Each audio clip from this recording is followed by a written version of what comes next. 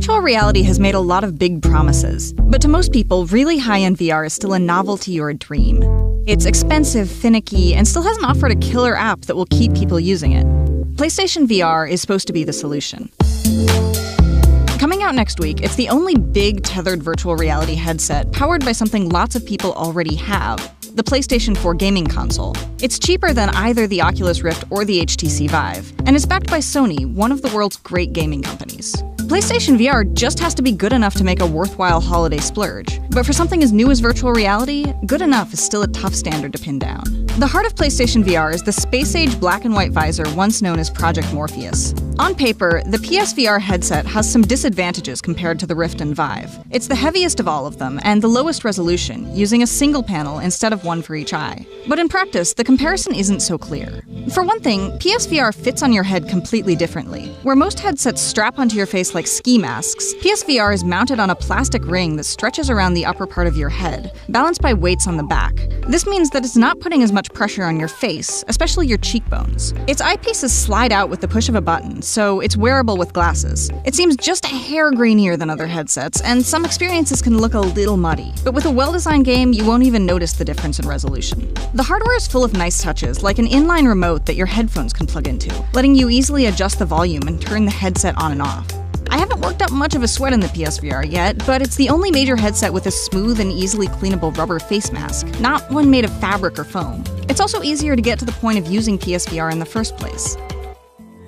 Setting up the system means connecting a lot of wires. You plug a small processing box into your PS4 in the wall, plug your TV and headset into the box, and plug a tracking camera straight into the console. But you don't have to worry about hunting down software and drivers like you would on PC, because the console just guides you through an extremely simple introduction. The toughest part is positioning the camera right. If your space is too big, it might not pick up the tracking lights on the headset when you sit back on the couch. And although you have enough room to walk a few steps in PSVR, it's not a room-scale experience. One of the problems with PlayStation VR is that it's not a completely new system. It's a setup cobbled together from various pieces of Sony hardware. The core $399 PSVR bundle comes with the headset, the box, and all its cables. In order to use it, though, you'll also need a PlayStation camera, which is sold separately. And in order to fully take advantage of the catalog, you'll need 2 PlayStation Move controllers, in addition to the DualShock gamepad that comes with any PlayStation 4. Adding Move and a camera costs an extra $100, although that's still cheaper than the Rift and Vive. And you might want to splurge on a charging dock so you won't start running out of USB ports for all those controllers.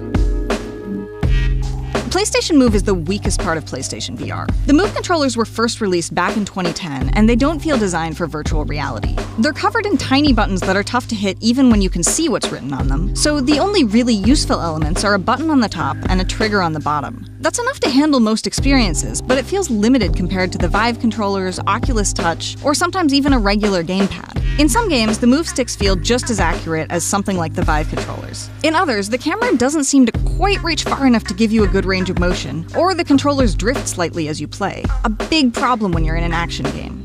Sony has previously said that most of its games will be playable with a normal gamepad. The DualShock actually has limited motion tracking of its own, thanks to a light bar on the back. But in some cases, it still feels like an incredibly awkward two-handed remote control. If a game says it's best played with the Move controllers, believe it. That said, there are cases where a normal controller works perfectly well, or is the only choice. Take, for example, Super Hypercube, a game where you have to look around virtual reality and rotate three-dimensional objects to fit through a series of holes. A lot of PSVR's upcoming flagship titles are gamepad-based, including Res Infinite, Riggs, and Star Trek Grid Crew. There are over 24 games and experiences launching with PlayStation VR, with more listed for later this year. So far, we've seen about 10 of them, including a spatial puzzle game, a trancy series of music mini-games, a horror rail shooter, and a cute adventure game. While it's not exclusively a gaming device, it's definitely geared toward it. But there's enough out there that almost anyone should be able to have some fun from the start. Setting it up doesn't feel like installing a new cyberspace terminal in your living room, and putting it on doesn't feel like jacking into the Matrix. It's not exactly normal looking, but it at least starts to fit into your life in a way that other high-end headsets don't. It doesn't even create some kind of new virtual environment for you to enter, just a big screen version of the normal PlayStation 4 interface. In some ways, this makes PSVR a little less exciting than its competition. But it hits close to the same quality bar while being cheaper, more accessible, and more comfortable. Maybe VR that doesn't feel futuristic is exactly what the world needs right now.